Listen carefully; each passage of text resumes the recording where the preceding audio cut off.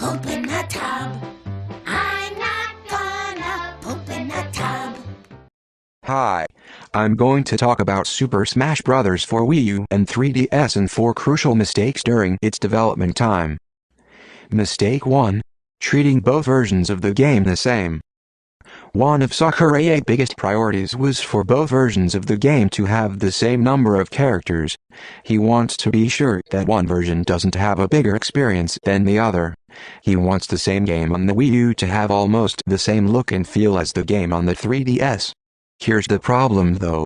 The only way these two versions should have the same amount of content is if they were priced the same, and they're not. The 3DS version is $40 and the Wii U version is $60. Same amount of characters, same amount of game modes and features, but one costs 1/3 less than the other. That is honestly a stupid move. That would be like if Pokémon Sun cost more money than Pokémon Moon even though they have the same content. You don't do that. Say I was looking to get the Wii U because of Smash Bros. I know about this 3DS version, and I find out that the 3DS version offers the same roster, the same features, on a console I already own and all my friends own, and it's $20 less. Why would I want to get the Wii U knowing that I can get the same experience on the 3DS? This was a game that could have moved a lot more systems than it did. There was hardly anything to define one game being worth $40 and the other worth $60. Sakurai eventually knew this, and so he further stressed that, hey, please buy both versions. Please buy both versions. Even though there was hardly any reason to.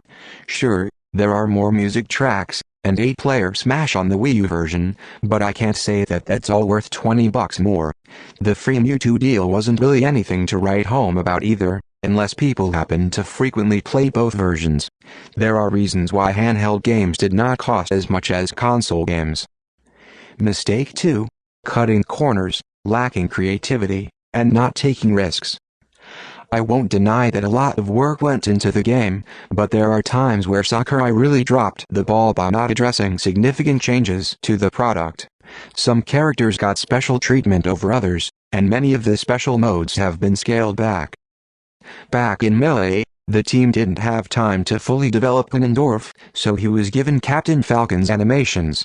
Now, Ganondorf will never be given his planned moves from Melee because Sakurai is used to the new Ganondorf.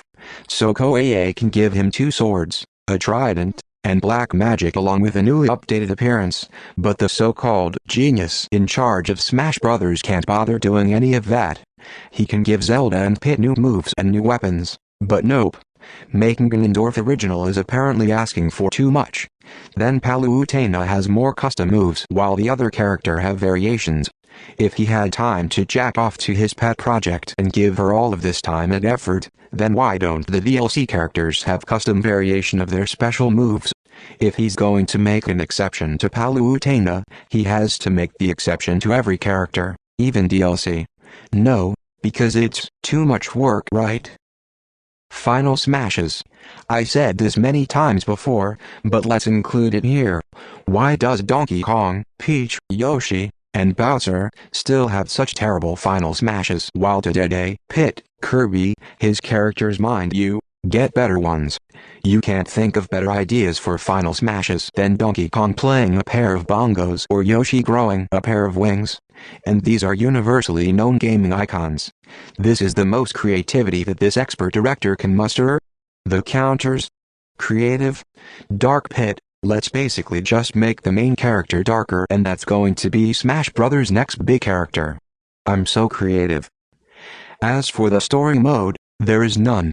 We have an arcade mode, or at least a very non-traditional one, but why decide to scrap a story mode when we have directors like Ed Boon getting better every game, much so that even Hirata and Ono are following his formula?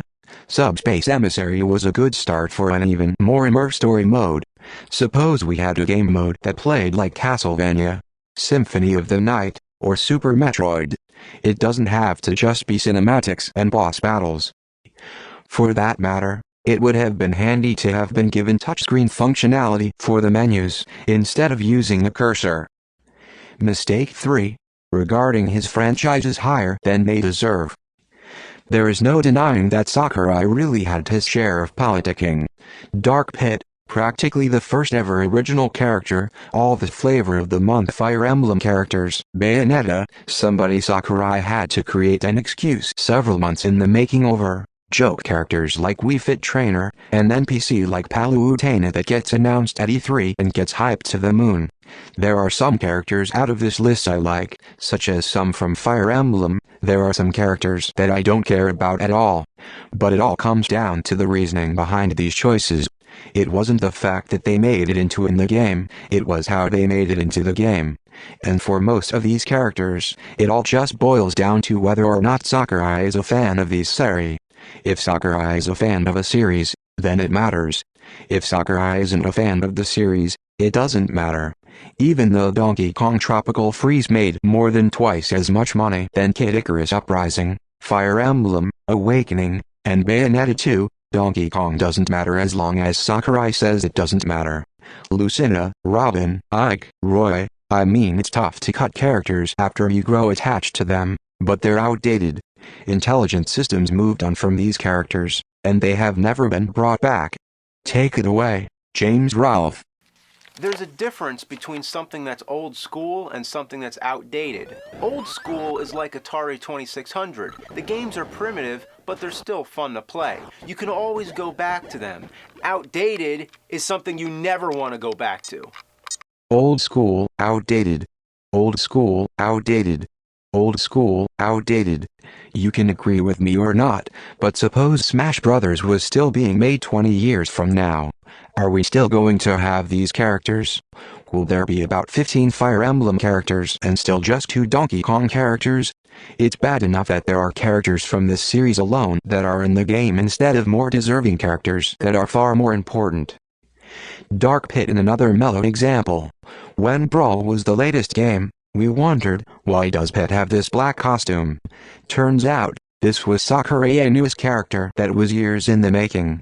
Why is he making his own Smash Brothers character before even making his own Kid Icarus characters? That's what I would like to know. He's turned Smash Brothers into an advertisement for all his favorite games. Fuck Donkey Kong and Zelda, right? Here's an idea, let's celebrate the world of Nintendo and not the world of Sakurai. Smash Brothers shouldn't add value to games. Games should add value to Smash Brothers. Ryu and Cloud are huge for Smash Brothers. Corrin is not. Including yet another Fire Emblem character does not all of a sudden add prestige to the series. It does not turn mass crowds to GameStop in search of his game. We get it. Sakurai is obsessed with Fire Emblem. Good for him, but he's not the main demographic. Which leads to his next fault. Mistake 4. Lashing out at unsatisfied customers. I'm not saying that a fan should take 100% direction of every game, but as the old saying goes, the customer is always right. If not for consumers, if not for gamers, the industry would fold, and Sakurai would be director no more. If there's a character that countless loyal fans have been asking for over 13 years, why doesn't he just give it to them? And why doesn't he seem to understand when fans are frustrated when he decides to choose one of his favorites over one of our favorites? What does he do? He calls them children, and makes excuses. That is something you don't do. Consumers have the right to their demands. If you can't fulfill their demands beyond your control, that is understandable. Not enough time, legal restrictions, whatever. If it's because you're not a fan of the character or their game, then you need to be hauled out of the building in a trash can, because who would ever trust somebody like that?